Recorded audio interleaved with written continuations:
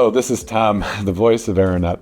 So today we're going to talk about two related kinds of topics, and they both revolve around two phrases. One phrase is every drop matters, every drop counts. And the second one, which you might not quite see them automatically or easily, the relationship, but death by 1,000 cuts. So keep those two things in mind. I'm going to tell you about every drop matters. I think I've mentioned in the past that we have 4 cats. Yes, 4 cats. Our third cat is a wonderful little guy. His name is Fuchsis. And Fuchsis, I'm told, is very similar to the German word for fox. Fuchsis came to us from a shelter. We saw his picture in the website of a shelter. And we went there, and you could not see Fuchsis because Fuchsis was so scared. He was the last of a group of siblings that had been rescued from the streets, and the other ones were fairly easy to adopt because they were very social and very happy, crawled into people's laps, but not Fuchsis. He was just a very scared little guy. I mean, at risk of a bad joke, he was a scaredy cat. But we liked him. He's a very pretty guy. He has medium length fur, black and white, and he has what we call permanent mascara. He has these black marks around his eyes, and he just looks like kind of a version of George Michael, maybe, if you know George Michael. We took him home, and we already have a process because this is our third cat of getting cats used to our house. And we go into what we call the cold part of the house, which is it's furnished, but we don't use it very often, so we don't heat it all the time. So this was in April, I think, so it was warm enough. And I slept in there, and so did Fuchsis, because we wanted him to get used to being in the house. The other cats very quickly understood that there was another cat around. So we're really getting to the place where every drop matters. So one night, I was sort of half awake. I looked down at the end of the bed, and there was Fuchsis kind of hanging his head over, staring at me. And as soon as he realized I was staring back at him, he skittered back under the bed. So that was the first drop of getting used to our house. Slowly but surely, every day there would be another little drop. And the drops could be something as simple as him coming over and jumping up on the bed for just one moment. So drop by drop, he got used to us, we got used to him, and slowly but surely he would go out the door, he would inspect the other cats, they would inspect him, and so now he's a very confident, happy little guy. This morning I woke up, he was stretched out between Ava and I, and if you look at this cat, he's about 1 meter long, really is just a skinny little guy, but that's how secure he is. But it didn't happen all at once, it happened drop by drop, and that's kind of what we see with things like infectious diseases. It's not that you get sick from one virus molecule or you get sick from one bacterial cell, but it takes a lot of those things to make you sick. Now we come around to the next thing, which is the drop by drop that you need in order to protect yourself from infectious diseases. And remember, among the many infectious diseases, there's a whole group of them that move by what are called aerosols, so aerosol droplets. So if you want to be really gross for a second, when things come out of our lungs, they do actually come out in a little bit of mucus. And so they're a mucus droplet, and they're filled with maybe 5, 6, 7,000 virus molecules, or half of that for bacteria, but they're droplets that are full of virus, they're droplets that are full of bacteria. So then what happens is they get expelled, and they're in the air. So how do we know if they're in the air? Like we've said in other videos, one of the many ways that we can know if they're in the air, actually one of the most reasonable ways for us to know, is by measuring this proxy, which we've talked about. So the proxy in our case is CO2. So we can have one drop of our protection against infectious diseases is CO2 measuring, where we know whether or not there's a possibility of an increase in the number of droplets that are suspended in the air. And remember, these things stay suspended for, in the case, for example, of COVID, they can stay suspended in the air for as long as 10 hours.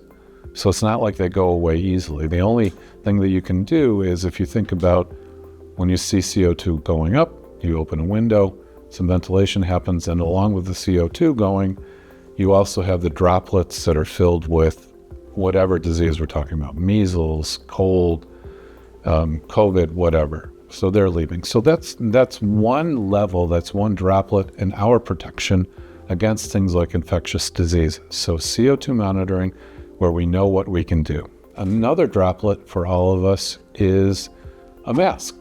It might seem like not much because what is a piece of paper over your mouth? But it is actually something. And I worked in an operating room for a bunch of years when I was in university, and we were actually taught that if you have to cough and there's a patient with an open wound in front of you, you don't turn your head. Because if you turn your head, all the droplets are coming out the side of your mask, which means that if you're coughing with all those droplets, they're caught in the pores of the mask. And what goes out one way can be prevented from coming in the other way.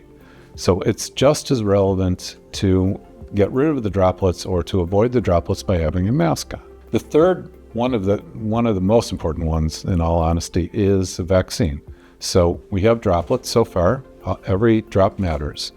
We have CO2 monitoring where we can open a window, turn on ventilation, and sort of clear the room. And we know this is the case because CO2 has risen. We have masks, and now we talk about vaccines. I have no idea, and this is very frustrating for me, somebody of my age, that why vaccines have become controversial. Vaccines are one of the most well-studied, almost overstudied, because people have gotten like conspiracy-oriented about vaccines. But they're overstudied to a significant extent. They're extremely well-studied. They have a history that goes back like 500-600 years, believe it or not. And so they're very well studied, and they're a very important droplet. The next drop in our series of drops of protection, where every drop matters, are vaccines and then herd immunity. So it's not just you being vaccinated, it's all of us being vaccinated. And the story that I have about that, oddly enough, is I was about 6 years old, and one nice summer morning, I think it was May or June, Mom got us all dressed in our nice clothes, and we knew we were going someplace special because we were wearing our nice clothes. We walked down the street to a thing called the Tonawanda Community Church. As a good Catholic boy, I was astonished because this community church had pews but no kneelers. So I didn't realize as a good Catholic boy that it was even possible to have a church like that, but that's aside. So why did we go to the church? We went to the church because the community health center from our county was doing polio vaccines. In that room were maybe 70 or 80 other kids from our block, our neighborhood, all of whom were going to be vaccinated, and not just vaccinated with one polio vaccine, but vaccinated with both of the polio vaccine. There's actually two polio vaccines. One is not used much anymore. It's what they call a dead virus vaccine, which they would take a drop of it, put it onto a sugar cube, and then as a little kid, a little boy, you'd be very happy to have your little sugar cube. And then the second one was a shot. So all 60 or 70 or 80 kids that were in our neighborhood all got our little sugar cubes, and we got our shots against polio. So we were vaccinated. And the thing is that because all of us were vaccinated, I mean, it was literally everybody in my neighborhood, everybody I knew. And if there were kids who were hiding, I didn't know them. Everybody was vaccinated. So with 100%, with everybody vaccinated, it means that we became this herd, like a herd of cattle, where nobody could get inside of our herd. And even if there were kids, there were people who were immune compromised, who couldn't be vaccinated. They were protected too because everybody else was protected.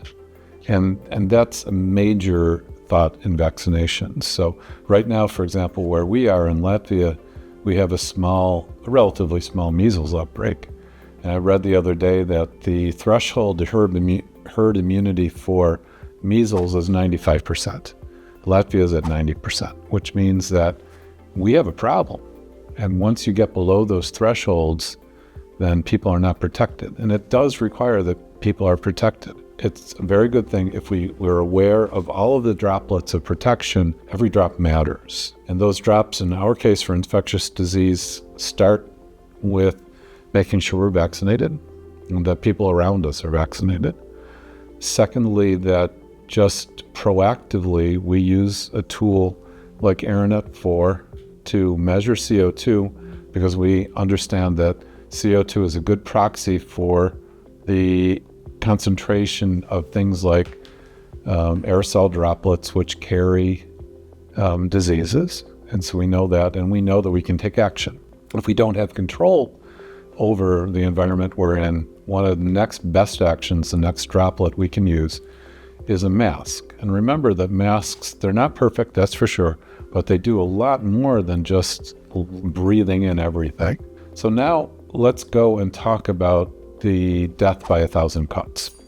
So the analogy for death by 1,000 cuts is actually not an infectious disease, but it's fertility. So when we talk about fertilizing an egg, whether it's a human egg or a dog egg or a cat egg or whatever, when you first learn about biology, you sort of think at first that all it takes is one sperm, one of the other gametes. And that's not true. It takes thousands of them.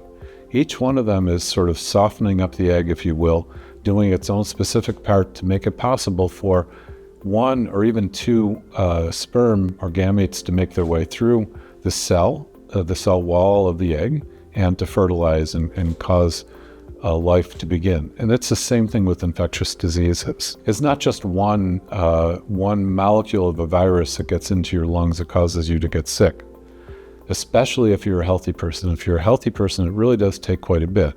If you're immune compromised, on the other hand, it can take, many, many fewer virus or bacteria. So it's in your best interest to use every drop matters to protect yourself from death by 1,000 cuts.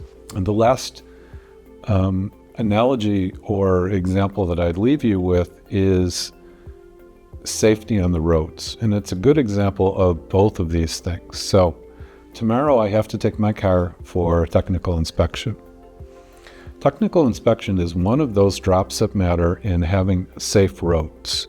The other drops that kind of accumulate to make safe roads include everybody agreeing to follow traffic rules and actually doing it a lot of the time, having a safe car, which is about technical inspection, having drivers who are not impaired, meaning nobody's drunk, nobody's high, nobody's too old, so nobody's impaired.